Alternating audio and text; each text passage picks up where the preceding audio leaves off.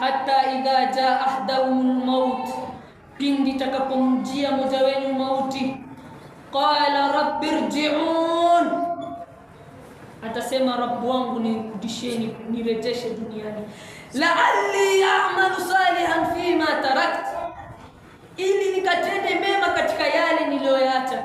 Kalla, ataambiwa innaha kalimatun huwa qailuha, la hashana, hakika hilo ni neno alisema yeye tu, nani? Allah tabaraka arrahman. Waman kalla innahu kalimatun huwa qailuha wa min waraihim barzakhun ila yawmin yub'athun, na nyuma yao kuna barza mpaka siku watakapofufuliwa.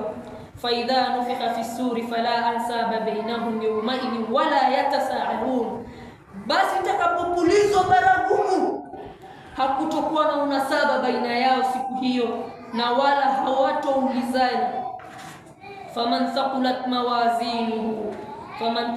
mawazinuhu faulaika humul muflihun, basi yule ambaye mizani yake itakuwa nzito, hao ndio wenye kufaulu.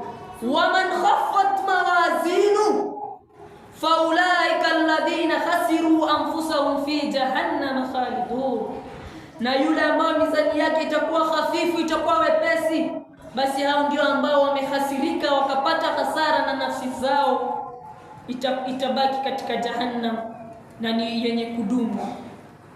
talfa wujuhahum naru wa hum fiha kalihun, na moto utababua nyuso zao, na humo watakuwa ni wenye midomo iliyosinya na kuvutika mbali na meno. alam takun ayati tutla alaykum fakuntum biha tukadhibun,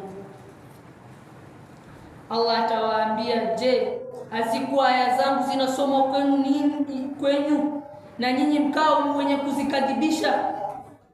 Ndugu Muislamu, leo katika Ijumaa mashaikh wanapanga khutba wakiwasomea aya ili mradi tu nyinyi muongoke, lakini mkao wenye kuzikadhibisha. Lakini kesho tutasimama mbele ya Allah subhana, hakuna yoyote aliyetangaziwa kifo yake itakuwa siku fulani. Je, tumejitayarisha na nini? illa qawluhu ta'ala qala kam labithtum fil ardi adada sinin, na aya inaendelea. Allah atasema, muda gani mlikaa katika ardhi kwa idadi ya miaka? qalu labithna yawman au ba'da yawm fas'alil 'adin, watasema tumekaa siku, sehemu tu ya siku, basi waulize wanaohesabu.